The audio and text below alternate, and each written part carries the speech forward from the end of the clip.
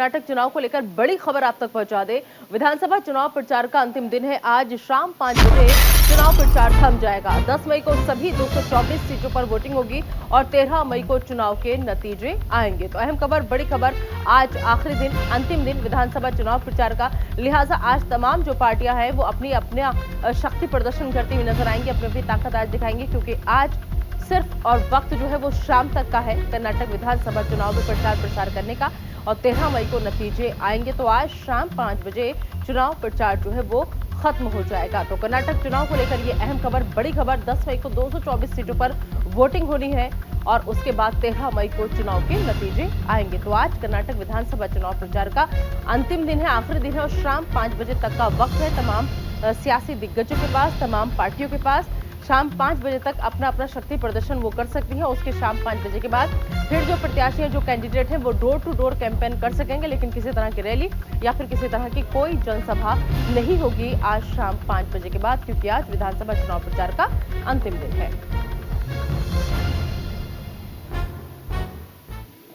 उधर प्रधानमंत्री नरेंद्र मोदी ने कांग्रेस पर हमला बोला। कर्नाटक में चुनाव प्रचार के दौरान ये हमला बोला। कहा कि कांग्रेस की सरकारों ने तुष्टीकरण की राजनीति की है। कांग्रेस का 85% कमीशन से नाता है। युवाओं का भविष्य तबाह करना चाहती है कांग्रेस कर्नाटक को भारत से अलग करना चाहती है। कांग्रेस की नीतियों की वजह से निवेशक बाहर जाएंगे। तो अहम खबर, बड़ी खबर, प्रधानमंत्री नरेंद्र मोदी ने कांग्रेस पर जमकर निशाना साधा और कहा कि युवाओं का भविष्य कांग्रेस तबाह करना चाहती है। साथ ही साथ कांग्रेस की नीतियों की वजह से निवेशक जो है वो बाहर जाएंगे और युवाओं का भविष्य को लेकर के कांग्रेस कर्नाटक पर कई निशाने साधते हुए नजर आए देश के प्रधानमंत्री नरेंद्र मोदी।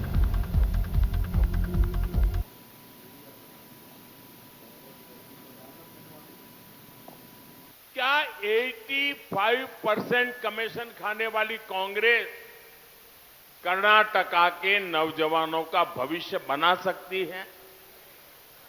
बना सकती है? जोर से बताइए, बना सकती है? कभी नहीं बना सकती दोस्तों। कांग्रेस ने कभी देश के नौजवानों के बारे में नहीं सोचा। ये बीजेपी की सरकार है जिसके रहते पिछले 9 साल में देश में हर 2 डेज में हर दूसरे दिन एक नया कॉलेज बना है। ये बीजेपी सरकार है जिसके रहते पिछले 9 साल में एवरी वीक, हर सप्ताह एक नई यूनिवर्सिटी बनी है। ने यहां कर्नाटका में वादा किया है कि अगले 5 ईयर में प्राइवेट सेक्टर में 10 लाख नौकरियां देगी, यानी 5 साल में 10 लाख नौकरियां देंगे। ये कांग्रेस ने गारंटी दी है। देखिए झूठ कैसा बोलते हैं। कर्नाटका का युवान समझता है ये झूठ पकड़ जाएगा, यानी 5 साल में 10 लाख नौकरी, यानी हर साल 2 लाख जॉब। ये कांग्रेस का झूठ देखिए, हर साल 2 लाख जॉब। हमने कर्नाटका युवाओं के लिए हर साल 13 लाख से ज्यादा फॉर्मल जॉब बनाई है और कांग्रेस आपसे वादा कर रही है कि वो हर साल 2 लाख फॉर्मल जॉब उपलब्ध कराएगी। इसलिए ही मैं कहता हूं कि कांग्रेस सरकार कर्नाटका को रिवर्स गियर में डाल देगी, रिवर्स गियर में। तो उधर प्रधानमंत्री नरेंद्र मोदी ने कांग्रेस पर हमला बोला, लेकिन इधर राहुल गांधी ने मोदी सरकार पर हमला बोला। कहा कि मणिपुर हिंसा को लेकर यह हमला बोलते हुए कहा कि मणिपुर की घटना नफरत की राजनीति का नतीजा है। बीजेपी की नीतियों की वजह से मणिपुर जल रहा है, ये कहा कांग्रेस नेता राहुल गांधी ने। तो राहुल गांधी ने मोदी पर हमला बोला और केंद्र सरकार पर हमला बोला और हमला बोलते हुए मणिपुर हिंसा पर दरअसल राहुल गांधी बोल रहे थे और उस पर बोलते हुए उन्होंने कहा कि मणिपुर की जो घटना है वो नफरत की राजनीति का नतीजा है। आगे राहुल गांधी ने कहा कि बीजेपी की नीतियों की वजह से मणिपुर जो है वो जल रहा है। तो राहुल गांधी ने मोदी सरकार पर यह हमला बोला। सुनिए जरा क्या कहा कांग्रेस नेता राहुल गांधी ने।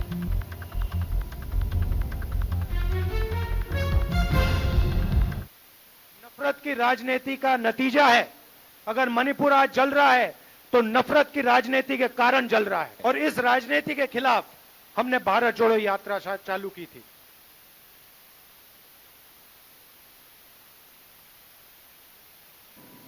और अब अगली खबर प्रियंका गांधी से जुड़ी हुई। प्रियंका गांधी का तेलंगाना दौरा है। आज हैदराबाद में जनसभा को संबोधित करेंगी प्रियंका गांधी, और पहली बार तेलंगाना में प्रियंका गांधी की जनसभा होगी। कर्नाटक में प्रियंका ने पीएम मोदी पर जमकर निशाना साधा, और वो कहती हुई नजर आई पीएम मोदी पर निशाना साधते हुए कि कर्नाटक में 40% कमीशन सरकार का आतंक है, असल मुद्दों पर चर्चा नहीं करते हैं प्रधानमंत्री। ये कहना है कांग्रेस महासचिव प्रियंका गांधी का। तो कर्नाटक में प्रियंका ने पीएम मोदी पर जमकर निशाना साधा, और निशाना साधते हुए उन्होंने कहा कि कर्नाटक में 40% कमीशन सरकार का आतंक है।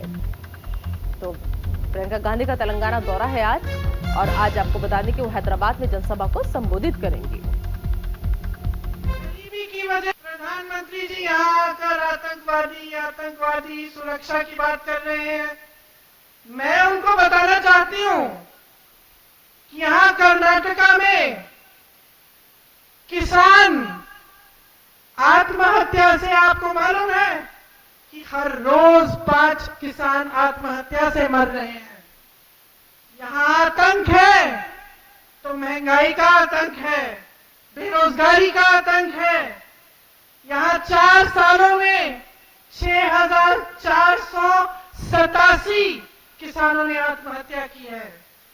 4 सालों में गरीबी की वजह से 542 लोगों ने आत्महत्या की है। कर्ज और घाटे की वजह से 3,734 लोगों ने आत्महत्या की है। बेरोजगारी की वजह से 1,675 लोगों ने आत्महत्या की है। प्रधानमंत्री जी, कर्नाटका में अगर आतंक है तो आपकी 40% की सरकार का आतंक है।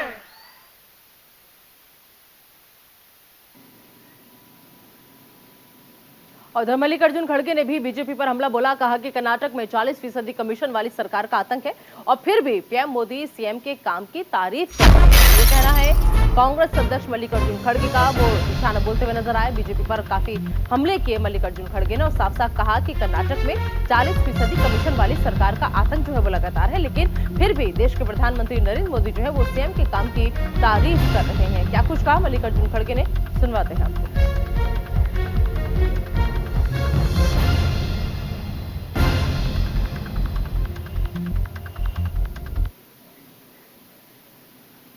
और रक्षा मंत्री राजनाथ सिंह से जुड़ी अहम खबर बता दें आपको कि आज राजनाथ सिंह का चंडीगढ़ दौरा है।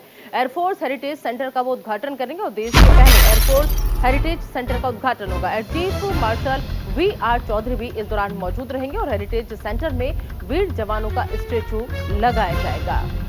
तो अहम खबर, बड़ी खबर, देश के पहले एयरफोर्स हेरिटेज सेंटर का उद्घाटन जो है वो होने जा रहा है राजनाथ सिंह के हाथों। तो रक्षा मंत्री राजनाथ सिंह आज चंडीगढ़ के दौरे पर है, और एयरफोर्स हेरिटेज सेंटर का वो उद्घाटन करेंगे।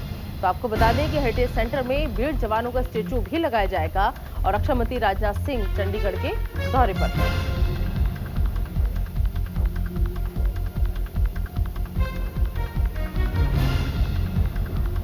देश के पहले एयरफोर्स हेरिटेज सेंटर का आज उद्घाटन होने जा रहा है। रक्षा मंत्री राजनाथ सिंह अपने चंडीगढ़ दौरे के दौरान ये उद्घाटन करेंगे। एयर चीफ मार्शल भी इस दौरान मौजूद रहेंगे।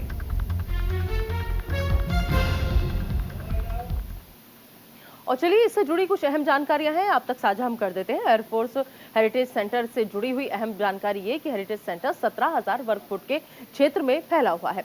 हेरिटेज सेंटर में वीर जवानों का स्टेचू जो है वो लगाया जाएगा।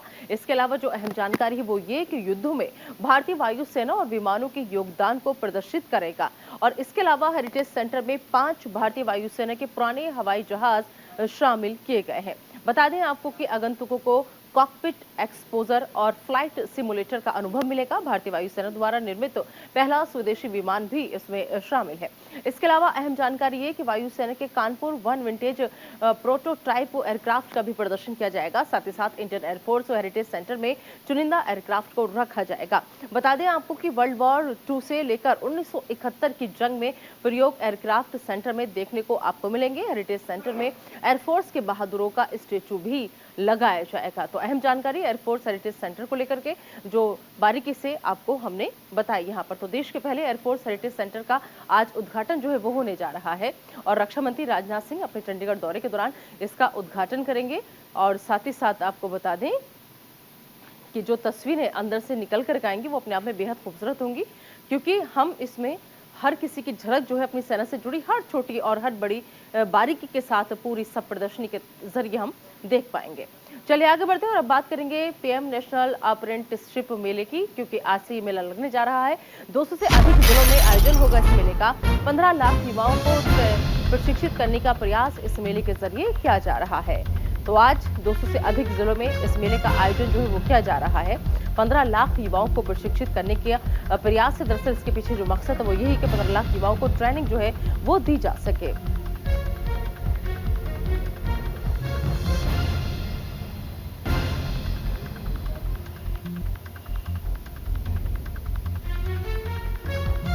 तो आज से इस मेले का आगाज जो है वो होने जा रहा है और अब इस मेले को लेकर कुछ अहम जानकारी है जो आप तक हम साझा कर देते हैं। कुछ ग्राफिक्स तैयार किए हैं, उनके जरिए आप तक पूरी खबर हम पहुंचाते हैं। आपको बता दें कि देश के सभी युवा जो बेरोजगार हैं या फिर रोजगार की तलाश कर रहे हैं वो सभी के लिए इसमें आवेदन कर सकते हैं।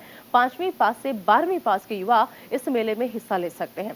अप्रेंटिसशिप मेला में skill training certificate holder, ITI certificate holder और इसके अलावा डिप्लोमाधारी और ग्रेजुएट भाग ले सकते हैं। भारत देश में 200 से अधिक स्थानों पर अप्रेंटिस मेले का आयोजन किया जाएगा। मेले द्वारा सभी युवाओं को रोजगार के अवसर जो है वो प्राप्त होंगे। देश के सभी युवाओं का इस मेले के आयोजन के बाद उनका सर्वांगीण विकास सुनिश्चित होगा।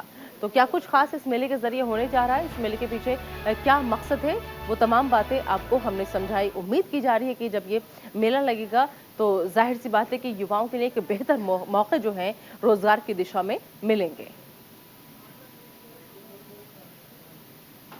और इधर मणिपुर हिंसा से जुड़ी अहम खबर आ रही है। आपको बता दें कि मणिपुर हिंसा मामले में सुप्रीम कोर्ट में आज सुनवाई है। मैतेई समुदाय को ST का दर्जा देने का मामला है ये पूरा और हाईकोर्ट के आरक्षण वाले फैसले को सुप्रीम कोर्ट में चुनौती दी गई है। मणिपुर में भड़की हिंसा में अब तक 54 लोगों की मौत हो चुकी है और आज अहम सुनवाई इस पूरे मामले में होने जा रही है, क्योंकि मैतेई समुदाय वो समुदाय है जो अच्छा खासा प्रभाव मणिपुर के अंदर रखता है और उसके बावजूद ये जो समुदाय है दरअसल अपने हक और हुकूक के लिए ये पूरी लड़ाई, पूरी फाइट जो है वो ये कर रहा है। और अब जिस तरीके से पहले हाईकोर्ट का फैसला आता है और फिर उस हाईकोर्ट के फैसलों के बाद मणिपुर में हिंसा हुई, जगह जगह पर आगजनी हुई, जगह जगह पर मणिपुर जो था वो जल रहा था और अब इस हिंसा में 50 से ज्यादा लोगों के मारे जाने की खबर फिलहाल है। लेकिन हाईकोर्ट के आरक्षण वाले फैसले को सुप्रीम कोर्ट में चुनौती दी गई और अब जिस तरीके से मणिपुर में हिंसा भड़की है, 54 लोगों की मौत हो चुकी है। अब देखना होगा कि इस हिंसा मामले में सुप्रीम कोर्ट में आज अहम सुनवाई है तो सुप्रीम कोर्ट से मैतेई समुदाय को राहत मिलती है या फिर नहीं मिलती है। चलिए आगे बढ़ते हैं और अब बात द केरल स्टोरी की करेंगे। आपको बता दें कि इस फिल्म पर JP नड्डा का बयान सामने आया है और कहा कि नए किस्म के आतंकवाद के बारे में ये फिल्म बताती है। ये वैश्विक कहानी किसी रिलीजन से लेना देना इसका नहीं है, प्रायोजित तरीके से आतंक बनाने का प्रयास इसमें दिखाया गया है। तो बीजेपी अध्यक्ष JP नड्डा, जिन्होंने आपको बताया कि नए किस्म के आतंकवाद के बारे में बताती है ये फिल्म द केरल फाइल्स के बारे में, उन्होंने ये कहा तो ये वैश्विक कहानी है और किसी रिलीजन से इसका कोई भी लेना देना नहीं है। तो द केरल स्टोरी पर JP नड्डा का बयान सामने आया है।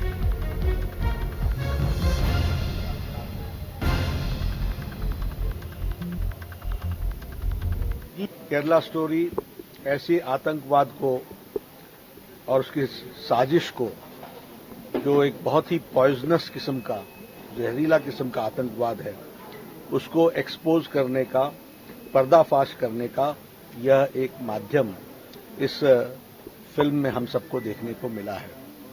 मुझे लगता है कि हम सब लोगों को यह द केरला स्टोरी देखनी चाहिए। इसका किसी धर्म से और किसी राज्य से संबंध नहीं है, इसका संबंध देश और वैश्विक कहानी से है, यूनिवर्सल है। इसलिए it needs to be exposed और इसके एक्सपोज होने के साथ साथ समाज में युवा इससे बचे और हम एक सक्षम देश और एक शांत प्रिय दुनिया में हम एग्जिस्ट कर सकें, इसके लिए ये आयोग है।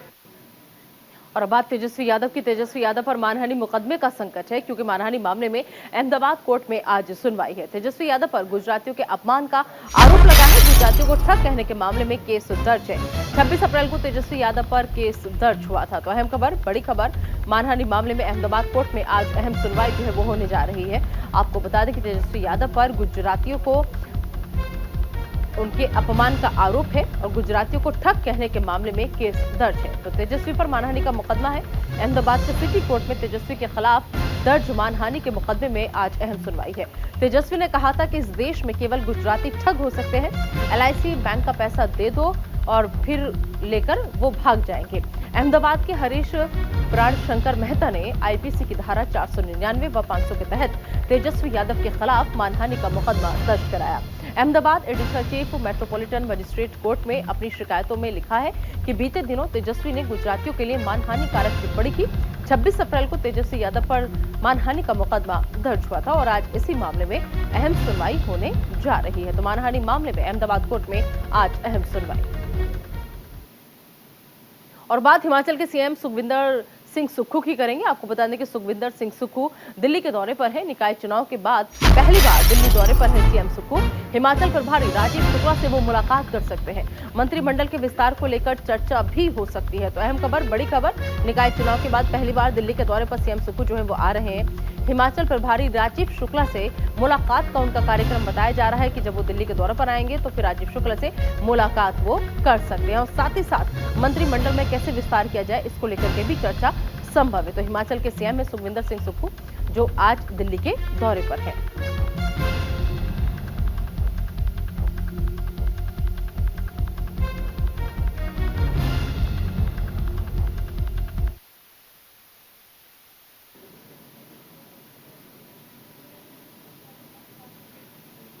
और चलिए अब रुक करते हैं उत्तर प्रदेश से बड़ी खबर का। बता दें कि निकाय चुनाव को लेकर CM योगी ने जनसभा की और 3 चुनावी सभा को संबोधित करेंगे आज भी CM योगी आदित्यनाथ। बता दें आपको कि बाराबंकी, मिर्जापुर, अयोध्या में चुनावी सभा है। अयोध्या में संगठनिक बैठक में भी वो शामिल होंगे। तो अहम खबर, बड़ी खबर, CM योगी की जनसभा है। लगातार ताबड़तोड़ जनसभाएं कर रहे हैं CM योगी आदित्यनाथ। दरअसल 2 चरणों में निकाय चुनाव उत्तर प्रदेश में होने, 1 चरण का चुनाव जो है वो हो चुका है और अब दूसरे चरण की बारी है। 11 तारीख को फिर से वोटिंग जो है वो होगी उत्तर प्रदेश में। जो जिले रह गए, जो मंडल रह गए, उन पर दूसरे चरण के तहत 11 तारीख को वोटिंग होनी है। लिहाजा जहां जहां 11 तारीख को वोटिंग होगी, अब उत्तर प्रदेश के मुख्यमंत्री वहां पर जा रहे हैं और जनसभाएं कर रहे हैं। तो CM योगी की जनसभा का आज भी कार्यक्रम है। निकाय चुनाव को लेकर 3 चुनावी सभा को वो संबोधित करेंगे। बाराबंकी के GIC मैदान में सुबह 11:30 बजे जनसभा होगी। मिर्जापुर के बापू उपरोध इंटर कॉलेज में दोपहर 1:45 पर जनसभा है। अयोध्या में शाम 4 बजे आपको बता दें कि एक बैठक में वो शामिल होंगे। तो मिनट टू मिनट कार्यक्रम आपको हमने बताया उत्तर प्रदेश के मुख्यमंत्री योगी आदित्यनाथ का, क्योंकि लगातार चुनाव प्रचार का जिम्मा उनके कंधों पर है और ऐसे में हर मुमकिन कोशिश उनकी है कि कैसे भी करके बस पार्टी के तरफ माहौल जो है वो किया जा सके। तो 2 चरणों में निकाय चुनाव में दरअसल वोटिंग जो है वो होनी है। 1 चरण की वोटिंग हो चुकी है। और एक और अहम खबर उत्तर प्रदेश से, बड़ी खबर, अखिलेश यादव का अलीगढ़ दौरा है। आज बता दें आपको कि निकाय चुनाव को लेकर रोड शो भी करेंगे अखिलेश यादव। सुबह 11 बजे से रोड शो की शुरुआत होगी अखिलेश यादव की। तो अहम खबर, बड़ी खबर, निकाय चुनाव को लेकर अखिलेश यादव भी आज रोड शो में नजर आएंगे। सुबह 11 बजे से रोड शो की शुरुआत होगी।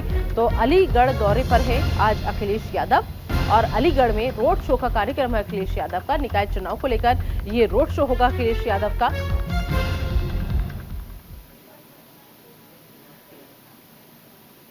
तो अखिलेश यादव का अलीगढ़ दौरा है। 3 घंटे तक अलीगढ़ में रहकर नगर निगम के मेयर प्रत्याशी जमीर उल्लाह के समर्थन में वो रोड शो करेंगे। रोड शो के बाद AMU के प्रबुद्धजनों से संवाद करेंगे और सपा जमालपुर से रोड शो शुरू कराते हुए कटपुला के रास्ते पुराने शहर में रेलवे रोड, ऊपरकोट और शाह जमाल भोजपुरा से शास्त्री गेट तक ले जाने की उनकी तैयारी थी, लेकिन प्रशासन ने इस रूट पर रोड की इजाजत दी थी। तो अहम खबर, बड़ी खबर। और चलिए दिल्ली से बड़ी खबर आप तक पहुंचा दें। दिल्ली सरकार शुरू करेगी एंटी डस्ट अभियान और आज से एंटी डस्ट अभियान की शुरुआत होगी। प्रदूषण संबंधी नियमों का कड़ाई से पालन होगा और दरअसल आपको बता दें कि दिल्ली सरकार जो है वो लगातार प्रदूषण को लेकर चिंतित है, परेशान है और अब ऐसे में आज से दिल्ली सरकार जो है वो एंटी डस्ट अभियान का आगाज करने जा रही है। इस अभियान की आज से शुरुआत होगी और आज से एंटी डस्ट अभियान की शुरुआत होने जा रही है। प्रदूषण से संबंधी नियमों का कड़ाई के साथ पालन किया जाएगा। प्रदूषण से संबंधित जो भी नियम है उन्हें सख्ती से करवाने के मूड में दिल्ली सरकार। तो दिल्ली से ये बड़ी खबर आप तक हम पहुंचा रहे हैं, जिसमें बता दें कि दिल्ली सरकार आज से एंटी डस्ट अभियान की शुरुआत करने जा रही है।